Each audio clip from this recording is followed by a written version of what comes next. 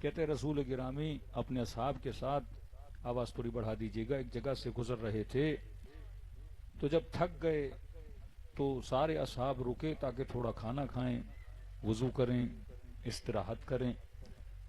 تو کوئی خچر پہ تھا، کوئی اونٹ پہ تھا، کوئی گھوڑے پہ تھا، سب نے اپنے حیوانات روکے.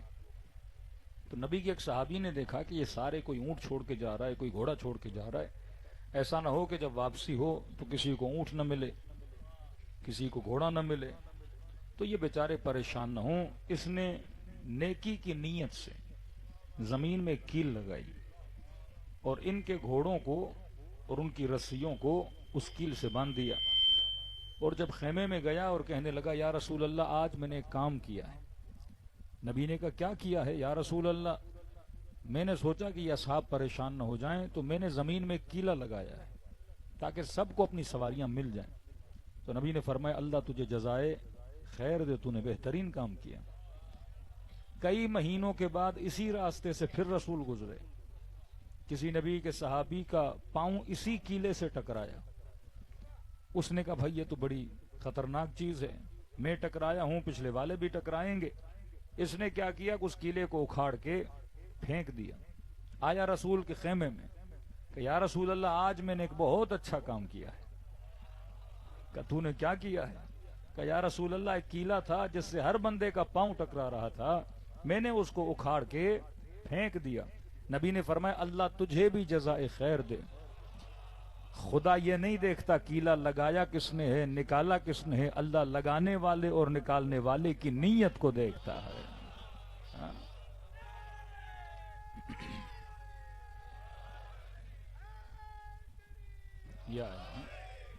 تو خدا عمل کو نہیں دیکھتا، عمل کرنے والے کی نیت کو دیکھتا ہے.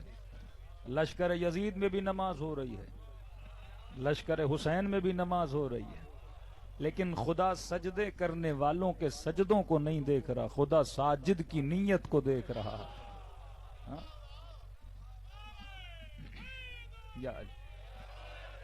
کہ فرمایا مسلمان کعبے کا طواف کر رہے تھے اور حسین طواف خانہ خدا کو چھوڑ کے کربلا کی طرف جا رہے تھے، تو وہ اپنے طواف کے چکر میں رہے اور جو حقیقی کعبہ تھا اسے انہوں نے چھوڑ دیا. تو فرمایا ایسی عبادتیں کسی کام کی نہیں جس کی نیتیں صحیح نہ ہوں. تو فرمایا اگر نیت اچھی ہے، عمل چھوٹا بھی ہو تو اللہ کی دربار میں بڑا ہے. خدا کثرتوں کو نہیں دیکھتا، خدا بندوں کی نیت کو دیکھتا ہے. تبھی فرمایا کہ اس مکتب میں وہی بندہ آتا ہے جس کی نیت صاف ہوتی ہے. یہ مکتب لالچ کا مکتب نہیں ہے، یہ مکتب اشار کا مکتب ہے، یہ مکتب قربانی کا مکتب ہے. اگر کوئی پوچھے کہ مولانا وہ کون سی چیز ہے جو آج دنیا کو شیعوں کی طرف کھینچ رہی ہے، کہ میں نے کسی سے کہا، میں نے کہا ہمارا ایک مجتہد دکھاؤ جو کبھی سنی ہوا ہو.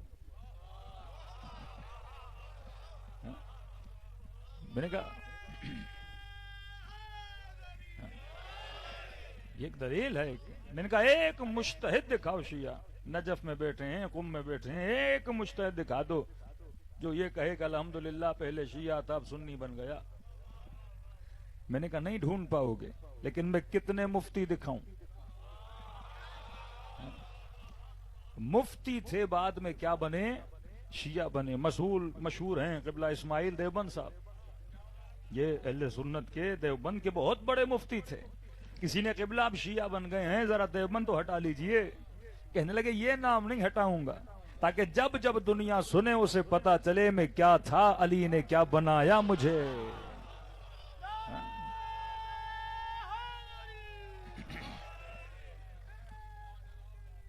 یا علی. اب سوال ہے کہ بڑے سے بڑے مفتی آج بھی، مفتی ہمدرد آج کی مثال ہیں، مولانا اسحاق آج کی مثال ہیں، کہ کیسے کیسے بزرگ شخصیتیں، وہ چاہے ٹیونس کی ہوں، وہ چاہے مصر کی ہوں، بڑے بڑے آپ کو مفتی ملیں گے جنہوں نے مکتب اہل بیت کو اختیار کیا. تو سوال ہے کہ مکتب اہل بیت کے پاس ایسا کون سا اکسیر ہے، ایسی کون سی چیز ہے کہ دنیا سب چھوڑ کے مکتب علی کے پاس آتی ہے.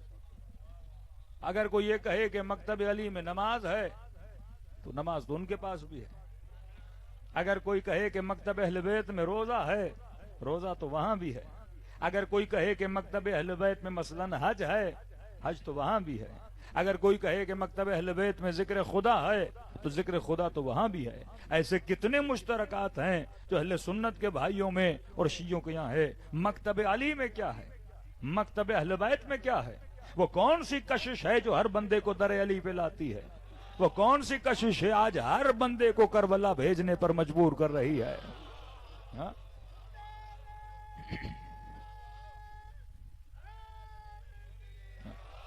وہ کون سی چیز ہے کہ 21 ملین لوگ، یہ نہیں کہ کسی امام کی شہادت منانے جا رہے ہیں، چہلم امام حسین کو منانے کے لیے 50 ڈگری کے گرمی میں قبر حسین کی طرف رواں دواں ہے. ایسا ایثار کا جذبہ، ایسا قربانی کا جذبہ پوری دنیا میں کہیں نہیں ملتا. تو ایسا کیا ہے مکتب حسین میں، ایسا کیا ہے مکتب اہل بیت میں کہ دنیا آپ کی طرف کھنچتی ہوئی آتی ہے؟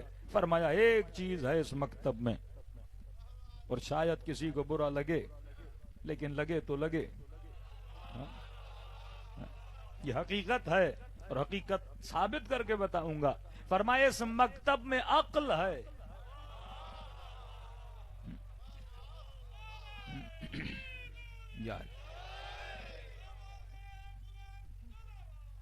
اللہم صلی علی محمد. مکتب اہل بیت میں کیا ہے؟ عقل ہے. مکتب اہل بیت میں فطرت ہے، انسانی فطرت یہاں پہ نظر آتی ہے. کہ دوسرے مکتب میں آپ جاؤ کہیں کہ بیٹا مر جائے تو رونا بدعت، خلاف فطرت ہے. بھائی مر جائے تو نہ رو. اب دل ٹوٹے بندہ کیسے نہ روئے؟ آج خاتون ڈرامہ دیکھتی ہے، سیٹ سین آ جائے رو پڑتی ہے، اسے بھی پتا ہے ڈرامہ جھوٹا ہے، لیکن فطرت انسانی، انسان ظلم بھی دیکھتا ہے تو آنکھوں سے کیا آ جاتے ہیں؟ آنسو آ جاتے ہیں. کوئی سیڈ سٹوری سنے انسان رو پڑتا ہے. اور وہ رسول گرامی جو یہ فرمائے یا رسول اللہ دل کی سختی کی نشانی کیا ہے؟ کہ میں کیسے پتا لگاؤں کہ بندہ قسی القلب ہے، اس کا دل پتھر جیسا ہے؟ فرمایا سختی دل کی نشانی جمود العین ہے، کہ اگر کسی کی آنکھیں خشک ہو جائیں تو سمجھنا اس کے دل کے اندر سختی ہے. یہ فرش عزائے حسین ہے جو شیعوں کے دلوں کو کبھی سخت ہونے نہیں دیتا.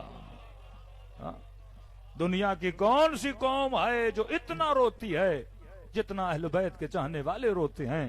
ارے روتا وہی ہے جس کا دل نرم ہوتا ہے. تبھی آج پوری دنیا میں مسلمان بہت ہیں، لیکن آج دنیا میں اگر کوئی مظلوم کی مدد کر رہا ہے تو وہ بھی علی کا چاہنے والا کر رہا ہے.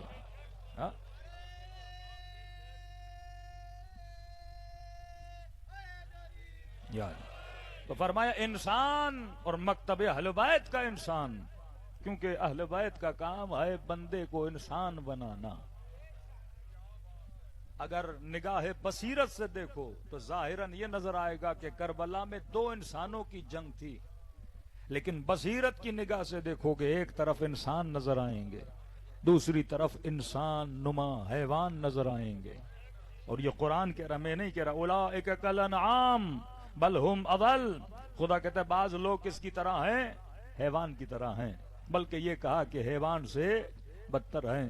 میں ذرا خدا سے پوچھ لوں پروردگارا ذرا بتا تو صحیح انسان کہتے کسے ہیں؟ کیونکہ میری نظر میں انسان جو 2 ٹانگوں پہ چلے، جس کی 2 آنکھیں ہوں، تھوڑی سی گفتگو کرے تو یہ انسان ہے. تو یہ ساری خصوصیات تو یزید میں بھی تھیں. 2 ٹانگوں پہ وہ بھی چلتا تھا، آنکھیں اس کی بھی تھیں، بال اس کے بھی تھے، باتیں وہ بھی کرتا تھا، لیکن قرآن کہتا ہے یہ انسان نہیں ہے. سورہ یہ جمعہ پڑھیے، اللہ کہتا ہے کہ بعض لوگوں کی مثال مثل الذین، یہودیوں کی مثال دے رہا ہے کہ انہوں نے کتابیں اٹھائی ہوئی ہیں بالکل اس طرح سے جس طرح گدھے نے اپنی پیٹھ پہ کتابیں اٹھائی ہیں.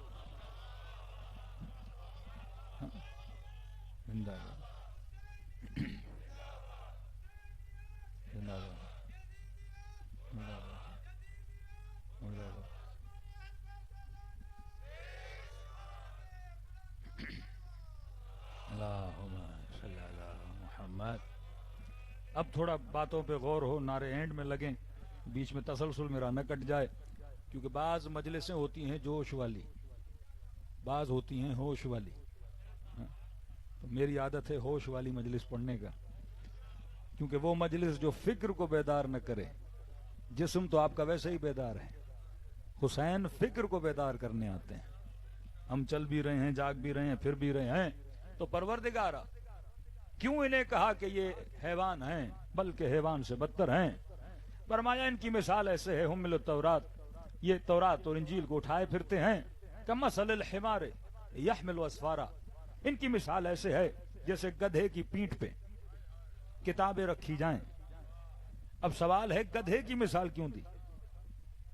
برا لگ جاتا ہے نا، میں کہوں تو برا لگے گا، لیکن اللہ کہہ رہا ہے کہ ان کی مثال گدھے کی طرح ہے. اب گدھے کی مثال کیوں دی؟ کہ جس طرح گدھا اپنی پیٹھ پہ کتابیں اٹھاتا ہے، یہ بھی کتابوں کو اٹھا کے کبھی ادھر گھوم رہے ہیں، کبھی ادھر گھوم رہے ہیں. فرمایا فرق انسان اور حیوان کیا ہے؟ اب آپ سے اگر پوچھا جائے، کسی بچے اور جوان سے پوچھیں کہ بتائیے انسان کی ڈیفینیشن کیا ہے، انسان کسے کہتے ہیں؟ شاید کوئی کہے کہ مولانا جو چلے وہ انسان، تو جواب آئے گا چلتا تو گدھا بھی ہے. شاید کوئی کہے کہ مولانا جو کھانا کھائے وہ انسان، تو ارے کھانا تو گدھا بھی کھاتا ہے. بعض لوگ ہیں نا جو اپنے کھانے کھانے پہ ناز کرتے ہیں کہ جناب یہ وہ بندہ ہمارے گاؤں کا ہے جو سب سے زیادہ کھاتا ہے.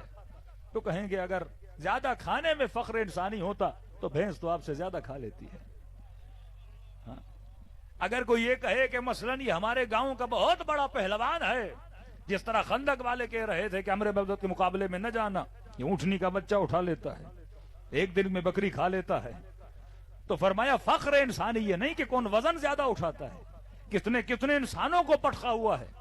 تو اگر فخر انسانی یہ ہوتا کہ یہ جناب 100 کلو کا وزن اٹھا لیتا ہے، تو گدھا تو اس سے زیادہ وزن اٹھا لے گا. اگر یہ ہو کہ یہ تیز بہت دوڑتا ہے اسی لیے انسان ہے، تو گھوڑا تو ہم سے زیادہ تیز دوڑتا ہے. کوئی اس پہ ناز کرے کہ مولانا میں اس لیے انسان ہوں کیونکہ میری آنکھیں بڑی خوبصورت ہیں. میں نے کہا کون سی خوبصورت ہے؟ کہ جو بڑی ہو. تو میں نے کہا گدھے کی تجھ سے زیادہ بڑی ہے. نگاہ اہل بیت انسان پر اور ہے، نگاہ دنیا اور ہے. دنیا نے کتاب بنائی، نام رکھا ورلڈ گنیز بک، انسانوں کے کمالات لکھے گئے کہ یہ وہ انسان ہے جس نے ایک دن میں 20 برگر کھائے. کہ یہ کمال ہے، ریکارڈ بنا دیا. کسی پاکستانی نے اپنے سر سے 1000 اخروٹ توڑے. کہ یہ کمال انسانی ہے. ہاتھی کے نیچے رکھو پتہ نہیں کتنے توڑ دے. فخر انسانی اخروٹ توڑنا نہیں، فخر انسانی زیادہ کھانا کھانا نہیں. اس پہ فخر کرے کہ میرے بال بڑے خوبصورت اور سلکی ہیں، جناب گھوڑے کے تجھ سے زیادہ سلکی ہوتے ہیں. کوئی اس پہ ناز کرے کہ میرا رنگ بڑا گورا ہے، کبوتر تجھ سے زیادہ گورا ہوتا ہے. کس چیز پہ انسان کو فخر کرنا چاہیے؟ فرمایا آؤ قرآن مجید میں، آؤ اہل بیت کے مکتب میں، دیکھو علی کسے انسان مانتے ہیں، محمد کسے انسان مانتے ہیں، حسین ابن علی کسے انسان مانتے ہیں، اور وہ صفت اپنے وجود میں ڈھونڈو. یہ واحد صفت ہے جو شیعوں کو دوسروں سے الگ کر دیتی ہے. فرمایا فرق انسان. کیوں کہا کہ ان کی مثال گدھوں کی طرح ہے؟ کیونکہ گدھے کے اوپر کتابوں کا انبار ہوتا ہے، لیکن 7 سال بھی گدھا ان کتابوں کو لے کر چلے، گدھا گدھا ہی رہے گا. میں مثال دے رہا ہوں، ایک گدھے کی پیٹھ پہ قرآن رکھ دو. یہ تھوڑی ہے 7 سال کے بعد کہیں کہ حافظ صاحب یہ قرآن کا حافظ بن گیا. یا اور مثال دوں، آپ کی مثلا ملتان میں کوئی زکریا یونیورسٹی ہے، آپ ایک گدھے کو جا کے زکریا یونیورسٹی میں باندھ دو اور 8 سال کے بعد اسے باہر نکالو اور کہو کہ ابھی تو یہ پڑھ لکھ گیا ہوگا، کیونکہ 8 سال کہاں رکا؟ یونیورسٹی میں رکا. تو یونیورسٹی میں رکنے سے کوئی ڈاکٹر نہیں بنتا، کسی نبی کے ساتھ بیٹھنے سے کوئی متقی نہیں بنتا.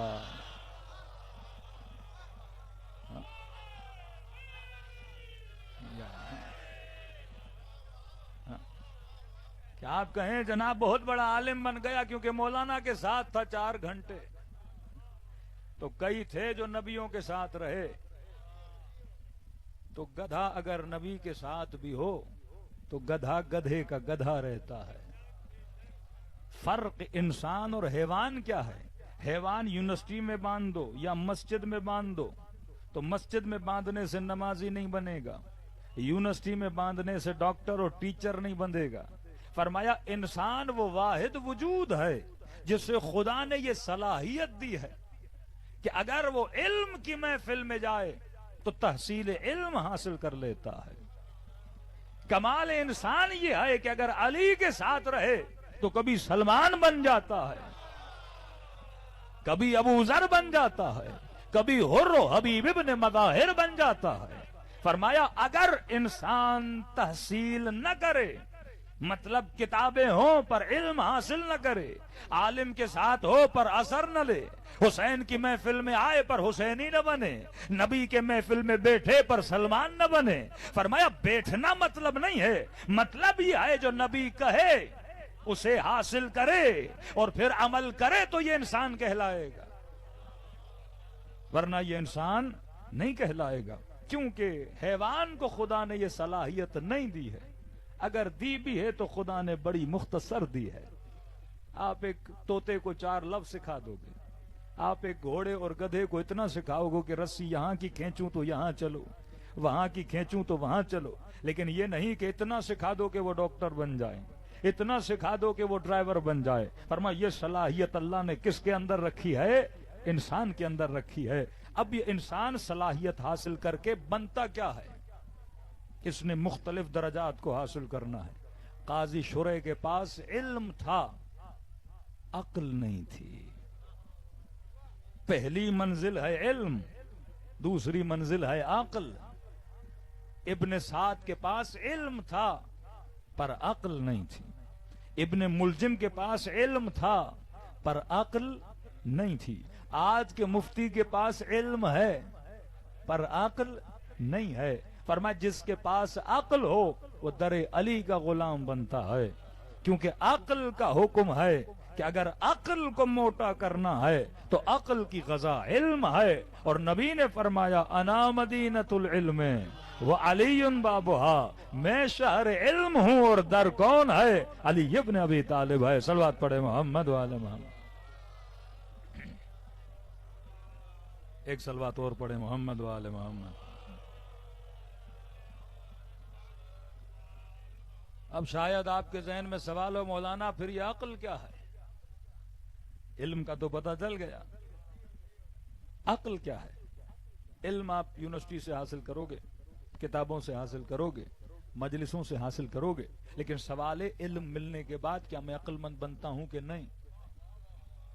علم کا کام ہے راستہ دکھائے، عقل کا کام ہے اس راستے پہ ثابت قدم رکھے.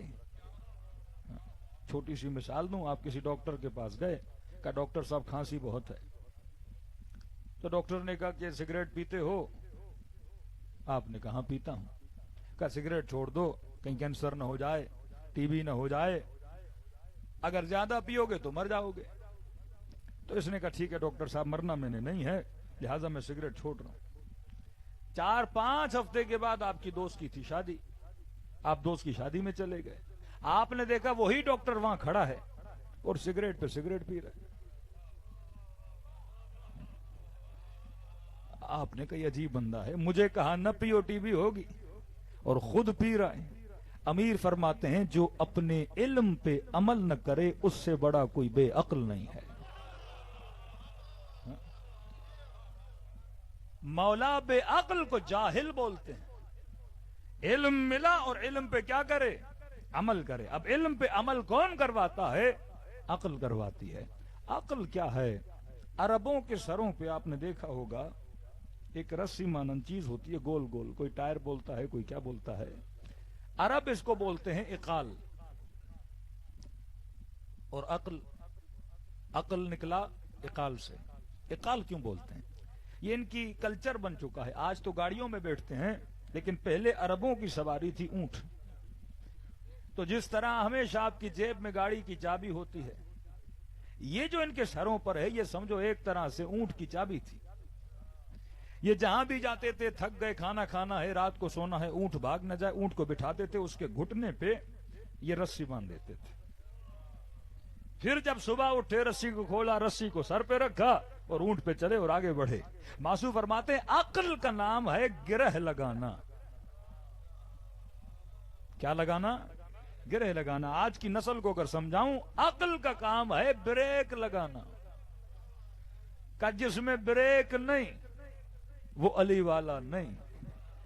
جس کی بریک جتنی مضبوط اتنی عقل اتنی بلند ہو جاتی ہے. ہور کیوں بنا کہ جب امام حسین نے کہا اور تیری عذاب پہ تیری ماں بیٹھے، کہتا ہے میں بھی کہنا چاہتا تھا لیکن یاد آیا اور تو کنیز کا بیٹا ہے، یہ فاطمہ کا لال ہے.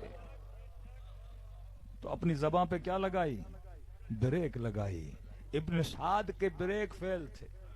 یہ بالکل ایسے ہے کہ اپنے بیٹے کو 1 کروڑ کی گاڑی خرید کے دو لیکن اس کے بریک نہ ہو.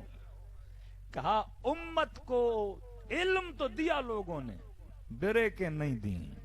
کیونکہ بریک نہیں تھی تو کبھی قاتل زہرا بنے، کبھی حسن کے جنازے پہ تیر پھینکے، کبھی حسین کے سینے پہ سوار ہوا. کیونکہ کیا نہیں تھی؟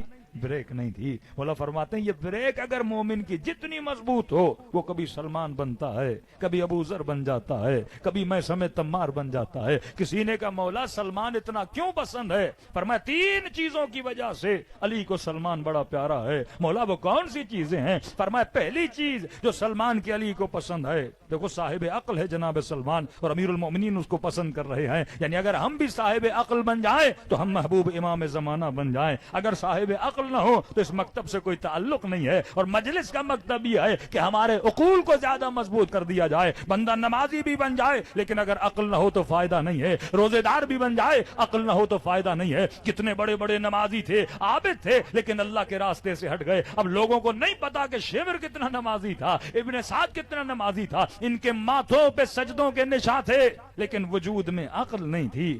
ابن ملجم قاری قرآن جب فارس کو فتح کیا عمر نے تو خط لکھا کہ عمر ہمیں کوئی قاری قرآن بھیجو جو ہمیں قرآن سکھائے. کہتے ہیں عمر نے ایران کے پاس ابن ملجم کو بھیجا. یہ ایسا قاری قرآن تھا جب قرآن پڑھتا آواز ایسی کہ لوگ گلی میں کھڑے ہو جاتے. لیکن ایسا قاری قرآن قاتل علی ابن ابی طالب بنا. یہ مقام عبرت ہے. اگر عقل کمزور ہے، اگر بریک کمزور ہے. ایک شاہد مثال پیش کروں. رسول خدا مکے سے گزر رہے ہیں، اصحاب اپنے ساتھ ہیں.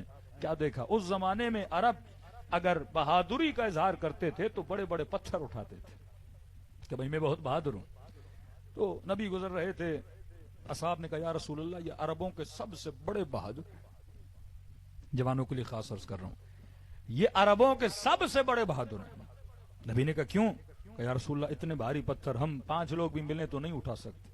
ایک بندہ اتنا بھاری پتھر اٹھا رہا ہے. نبی نے فرمایا تمہیں بہادر لگتے ہوں گے لیکن مصطفیٰ کی نگاہ میں ان سے بڑا بزدل اور کمزور کوئی نہیں. اب یہ ہو نہیں سکتا نبی کچھ کہیں اور دلیل نہ دیں. نحن ابناء الدلیل کا یہ واحد مکتب ہے، جب بات کرتا ہے تو دلیل سے کرتا ہے. یہاں گالم گلوچ نہیں، یا باتیں دلیل سے کی جاتی ہیں اور دلیل سے مضبوط کوئی دلیل نہیں ہوتی. کہ یا رسول اللہ جو اتنا بڑا پتھر اٹھائے، آپ کہہ رہے ہیں اس سے بڑا کوئی کمزور نہیں ہے. نبی نے کہا یہ بتا پتھر کا وزن کتنا ہوگا؟ کہ یا رسول اللہ بہت بھاری ہے، 4 بندے ملیں بھی تو اٹھا نہیں سکتے. کہ ذرا مجھے تو بتا آنکھوں کی پلکوں کا وزن کتنا ہے؟ ہاں ایک پتھر ہے 100 کلو کا. یہ آنکھ کی جو اوپر والی پردہ ہے اس کا وزن کتنا ہے؟ کہ رسول اللہ کچھ بھی نہیں، 1 گرام بھی نہیں ہے. بندہ 1 سیکنڈ میں آنکھ جھپکے پھر کھولے. اتنا آسان ہے آنکھ کو بند کرنا اور آنکھ کو کھول دینا. کہ اس کا کوئی وزن نہیں. فرمایا جسے تو بہادر کہہ رہا ہے جو 100 کلو کا پتھر اٹھائے پر نگاہ کسی کے ناموس پہ پڑے، نگاہ کسی نامحرم پہ پڑے اور آنکھوں کے وزن کو برداشت نہ کر سکے. پتھر کا وزن زیادہ یا آنکھوں کا وزن زیادہ؟ کہ یا رسول اللہ پتھر کا وزن زیادہ. کہ اگر کسی خاتون پہ نگاہ پڑے اور گناہ سے بچنے کے لیے آنکھ کو بند نہ کر سکے، کہ بتا یہ بزدل ہے یا وہ بہادر ہے جو آنکھوں کے وزن کو برداشت کر لیتا ہے. اسلام کی بہادری اور ہے کہ علی عامر کے سینے پہ سوار ہیں، جو اتنا بہادر کہ تلوار اس کے گردن پہ رکھی اور لعاب دہن میرے مولا کے چہرے پہ پھینکتا ہے. آپ تصور کرو پوری طاقت میں ہو اور بندے کو دبوچا ہوا ہے اور گلا کاٹ سکتے اور وہ آپ کی توہین کرے تو آپ کو غصہ کتنا آئے گا. پہلے ایک ٹکڑا کرتے پھر غصے میں شاید آپ اس کے 100 ٹکڑے کر دو. لیکن یہ علی ہے، یہ علی ہے. ظاہری بہادری بھی ہے، اندر والی بہادری بھی ہے. فوراً اس کے سینے سے ہٹے. کہ اگر کوئی اور ہوتا تو کاٹتا، پر علی نے بتایا اوروں میں اور علی میں زمین و آسمان کا فرق ہے. فرمائے کافی دیر یہاں سے وہاں چلتے رہے اور اس کے بعد جا کے اس کا سر قلم کیا اور صاحب نے کہا علی آپ کیا کر رہے تھے؟ کہ جب اس نے میرے چہرے پہ لعاب دہن پھینکا تو علی کو غصہ آیا، اور علی اپنے غصے میں کسی کو نہیں مارتا. علی یا دشمن خدا کو مارتا ہے یا دشمن محمد کو مارتا ہے.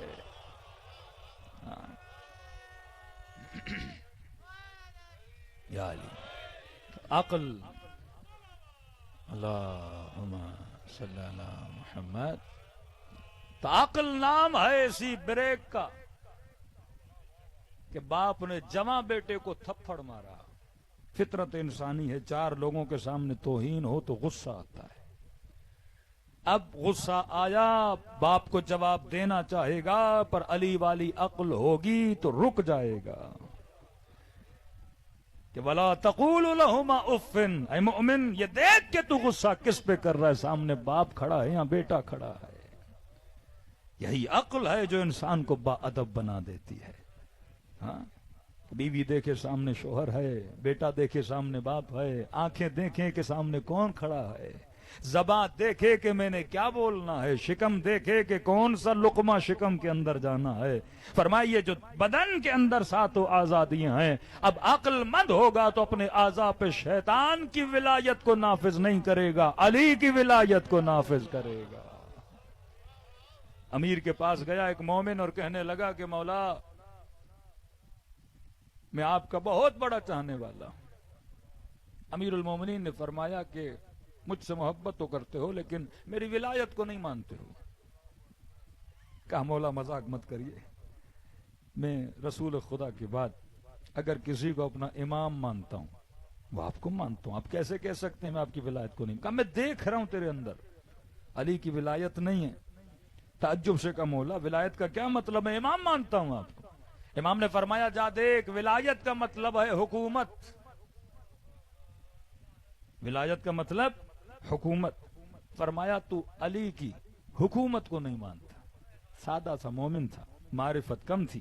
کہنے لگا مولا وہ کیسے مانوں جبکہ ابھی آپ کی حکومت ہے ہی نہیں.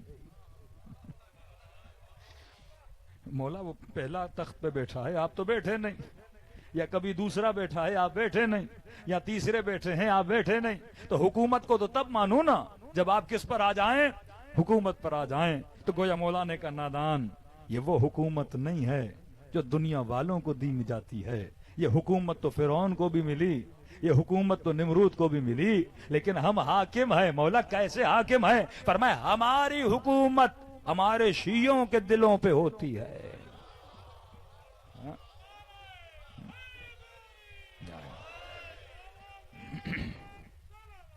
اللہم صلی علی محمد. آج آپ نے دیکھا ہوگا ہر بندہ کہتا ہے نظام ولایت کو نافذ کرنا ہے، نظام ولایت کو نافذ کرنا ہے، علی کے نظام ولایت کو نافذ کرے. کہاں نافذ کرو گے؟ مولا کہتے ہیں جو بندہ علی ولی اللہ کو مانتا ہے مطلب اس نے اقرار ولایت امیر المومنین کیا. اقرار کیا مطلب یہ کس کی حکومت کو مانتا ہے؟ علی کی حکومت کو. شہباز شریف کی علی کی؟ کس کی حکومت کو؟ امیر المومنین حکومت کو. اب کسی نے کہا کہ مولانا پھر مولا کی حکومت کو میں اگر نافذ کروں تو کہاں کروں؟ میں نے کہا دیکھو جس کا جتنا اختیار ہے وہاں تک علی کے نظام کو نافذ کرے. مثلا کوئی خمینی بنا، اختیار تھا، شاہ کو گرایا، نظام کو نافذ کیا. اب آپ کہو کہ مولانا میری تو نہیں چلتی پاکستان میں، تو میں نے کہا گھر پہ تو چلتی ہے. بھائی حکومت کہاں ہے؟ جہاں اختیار ہے. اب کوئی وزیر ہے، کوئی ایم پی ہے، کوئی ایم این اے ہے، کوئی کہاں ہے تو آپ کا اختیار ہے نا. علی ابن یقطین وزیر ہے ہارون کا. امام نے کہا جہاں جہاں تک اختیار چلے علی والوں کی مدد کر. کہ مولا ظالم کے دربار میں کام کر رہا ہوں مجھے پسند نہیں. کہ ظالم کے دربار میں کام کرنے کا کفارہ یہ ہے کہ علی والوں کی مدد کر. مدد کرے گا تو وہ گناہ کا کفارہ کیا ہو جائے گا؟ دور ہو جائے گا. کہ جہاں جہاں تک کر سکتے ہو اور اختیار کو بڑھا سکتے ہو بڑھاؤ. اور کس کی مدد کرو؟ علی والوں کی مدد کرو. تو فرمائے جہاں جہاں تک اختیار ہے وہاں وہاں تک علی کی حکومت کو کیا کر؟ نافذ کر. میں نے کہا اگر گھر کے اندر ہو باپ ہو بیٹی کے اوپر علی کی حکومت کو نافذ کرا, بیوی کے اوپر علی کی حکومت کو نافذ کرا, گھر کے اندر علی کی حکومت کو نافذ کرا. ایک جوان اٹھ کے مولانا میری گھر میں بھی نہیں چلتی, میری بیوی بھی نہیں سنتی. مطلب بہت مظلوم تھا بیچارہ. بیوی بھی نہیں مانتی, بچے بھی نہیں مانتے, گھر میں بھی نہیں چلتی, مطلب میری کوئی سنتا ہی نہیں ہے. میں نے کہا تیرا ہاتھ تو تیری سنتا ہے, تیری آنکھیں تو تیری سنتی ہیں, تیری زبان تو تیری سنتی ہے. تو میں نے کہا اب آنکھوں سے وہ کر جو علی کو پسند ہے, زبان سے وہ بول جو علی کو پسند ہے, قدموں کو وہاں لے جا جہاں علی کو پسند ہے. یہ پہلی منزل ہے کہ اپنے وجود پہ علی ابن ابی طالب کی حکومت کو کیا کر؟ نافذ کر. اب کہا کہ مولا سلمان کیوں پسند ہے؟ فرمایا 3 چیزوں کی وجہ سے سلمان علی کو بڑا پسند ہے. مولا کون سی چیزیں؟ فرمایا پہلی صفت کہ سلمان امیروں کے ساتھ اتنا بیٹھنا پسند نہیں کرتا جتنا فقیروں کے ساتھ بیٹھنا پسند کرتا ہے. اب یہ نہیں کہ امیر کے ساتھ بیٹھنا برا ہے, حکمت کو سمجھو. یہ مکتب عقل اور حکمت کا مکتب ہے. حکمت دین میں نہیں تو لوگ دین دار نہیں بنتے بلکہ دین گریز بن جاتے ہیں, دین سے بھاگ جاتے ہیں. جس طرح آج کی نئی نسل دین سے دور ہوتی جا رہی ہے کیونکہ ہم نے حکمتوں کو نہیں بتایا. دیکھو دین اسلام میں رٹے کا کوئی کانسیپٹ نہیں ہے, یاد رکھیے. آپ نے اپنے بچے کو بھیجا مسجد کہ مولانا صاحب اسے کلمہ سکھاؤ, اشہد ان لا الہ الا اللہ اشہد ان محمد رسول اللہ اشہد ان علی ولی اللہ. اب گھر آیا, ہاں بیٹا کیا سیکھ کے آئے؟ کہ بابا کلمہ سیکھ کے آئے. باپ خوش ہو گیا کہ بیٹے نے کیا سیکھا؟ کلمہ سیکھا. مکتب اہل بیت میں رٹا نہیں ہے. ہمارے مکتب میں حفظ قرآن کا کانسیپٹ ہی نہیں تھا. ہمارے یہاں ہے تفہیم قرآن کہ ایک آیت پڑھے پر سمجھ کے پڑھے. آپ نے کیا لگایا؟ رٹا. لا الہ الا اللہ, کوئی الہ نہیں سوائے اللہ کے, رٹا ہے. محمد اس کا رسول ہے, رٹا ہے. علی ولی ہے, رٹا ہے. اگر اس نے اللہ کو مانا ہوتا تو پھر کبھی اللہ کی نافرمانی نہ کرتا. اگر اس نے علی کی ولایت کو مانا ہوتا کبھی امیر المؤمنین کی مخالفت نہ کرتا, کیونکہ رٹا لگوایا ہے. اب باپ ہو, بیٹا ہو یا بیٹی ہو, آپ نے 7 سال تک نماز کا پابند بنا دیا. اب رٹے والی نماز ہے. جب تک باپ دھونس دھمکی رہی بیٹا نمازی رہا. جس دن باپ ادھر ادھر ہوا اس نے نمازیں چھوڑی. آج کی نئی نسل تو دیکھیں, یعنی جب تک والدین کا زور ہے تو نمازی, والدین گئے تو نماز بھی چلی گئی, دین بھی چلا گیا, وہ دین کی پابندی بھی چلی گئی. لیکن وہ کیسا نمازی ہوگا جو زندان شام میں بھی نماز پڑھتی رہی. ہاں یہ نہیں دیکھا تلواریں ہیں, سائے ہیں, نیزے نہیں, کون سی زور ہے, کون سی زبردستی ہے, نہیں, عاشق ہیں کیونکہ انہیں معرفت آ چکی ہے. تو فرمائے رٹا نہ لگواؤ, اسے سمجھاؤ. آج کا ٹاپک نہیں ہے, کل اس کی تفصیل میں جاؤں گا. امت آج اکثر ہم بچوں کو طوطا بنا رہے ہیں. کیا بنا رہے ہیں؟ طوطا. کہ نسلوں کو طوطا نہ بناؤ. اب آپ کہیں گے مولانا پھر شیعوں نے اتنے حافظ کیوں بنائے؟ ہم نے حافظ اس لیے بنائے کیونکہ ہم پہ ایک الزام لگا کہ شیعہ اصحاب کی توہین کرتے ہیں اور ان کو اصحاب کی بد دعا ہے, ان میں کوئی حافظ نہیں ہوتا. پھر ہم نے وہ حافظ بنا کے دیے. ایز اے چیلنج ہم نے ایکسپٹ کیا. ہم نے کہا ہمارا کام حفظ نہیں ہے, ہمارا کام تفہیم قرآن ہے. لیکن جب یہ الزام لگا کہ شیعوں میں حافظ نہیں ہوتے, پھر ہم نے پوری تاریخ مسلمانیت میں 4 سال کا حافظ بنایا. آج تک کوئی نہیں بنا سکا. 4 سال کا محمد حسین تبا تبائی ویڈیو آج بھی یوٹیوب پر موجود ہے. جب یہ چیلنج ہوا کہ شیعوں میں حافظ نہیں ہوتے، ایک ایرانی باپ نے اپنے بیٹے کو 4 سال میں حفظ قرآن کرایا۔ آکسفورڈ یونیورسٹی نے تاریخ میں پہلی بار 4 سال کے بچے کو اعزازی پی ایچ ڈی کی ڈگری دی۔ 4 سال کا بچہ حافظ قرآن، اور اسے لانچ کہاں کیا؟ سعودی عرب میں۔ یہ بچہ وہاں گیا، ویڈیو آج بھی موجود ہے، نوجوان دیکھ سکتے ہیں۔ اس سے جو سوال کیا جاتا تھا یہ جواب قرآن سے دیتا تھا، بالکل ایسے بول رہا تھا جیسے کنیز فاطمہ فضہ بولا کرتی تھی۔ جو سوال کیا جواب اس نے کس میں دیا؟ قرآن میں دیا۔ اس کے والد کہتے ہیں کہ جب بیٹا پلٹ رہا تھا سعودی عرب سے ایران کہ عربوں نے اتنے کھلونے دیے، اگر میں لاتا تو پورا جہاز کھلونوں سے بھر جاتا، اور جب میرے بیٹے کو انہوں نے کہا کہ کھلونوں کو لے کر جاؤ، اس نے کہا میں اس مکتب کا ماننے والا ہوں جنہیں کھلونوں سے کھیلنے کی عادت نہیں ہے۔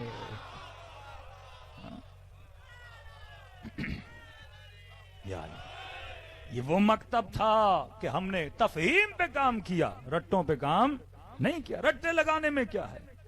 ایک طوطے کو اللہ کا نام سکھا دو، وہ صبح اللہ اللہ کرتا رہے گا۔ کوئی گالی سکھا دو، صبح سے شام تک گالی دیتا رہے گا، کیونکہ طوطے کو نہیں پتا میں کیا کہہ رہا ہوں۔ غور کیجئے، آپ کسی گھر کے اندر گئے، دے مار دے، طوطے نے گالیاں دینا شروع کر دیں۔ اب بتاؤ طوطے کو جوتا مارو گے یا سکھانے والے کو مارو گے؟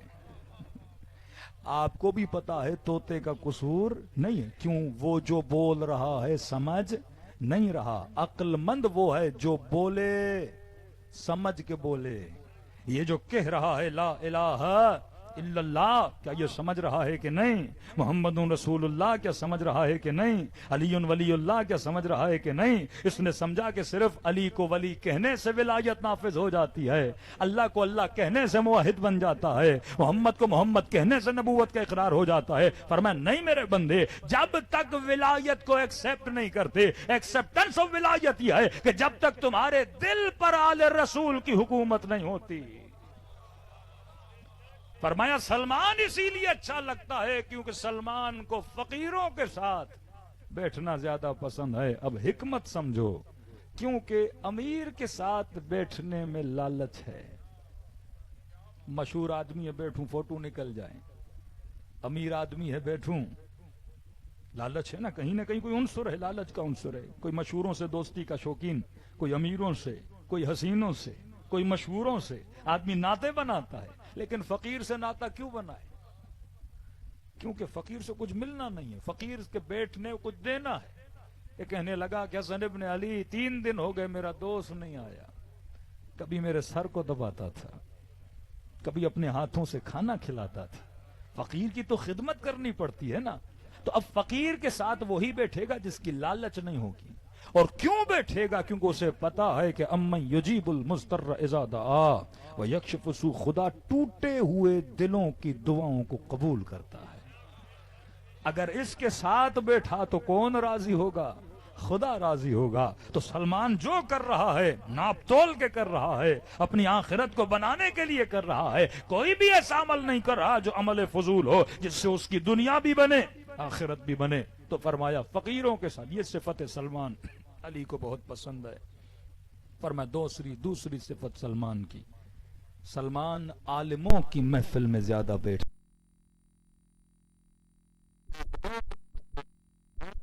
نہیں کرتا۔ عالم سے مراد صرف امامے والا نہیں، مطلب نالجبل پرسن، کسی ایسے کے ساتھ بیٹھتا ہے کہ 10 منٹ بیٹھوں کچھ حاصل کروں، یہ نہیں کہ فضول باتوں میں میرا وقت گزر جائے۔ کا تیسری صفت جو علی کو بہت زیادہ پسند ہے، غور کیجئے گا کہ مولا کون سی صفت کا انسان ہے، ہر کسی کا من ہے کچھ کرنے کا، کہ جب سلمان کے اندر خواہش پیدا ہوتی ہے کچھ کرنے کی، پر میں سلمان اپنی خواہش کو پورا کرنے سے پہلے یہ سوچتا ہے کہ علی کی مرضی کیا ہے۔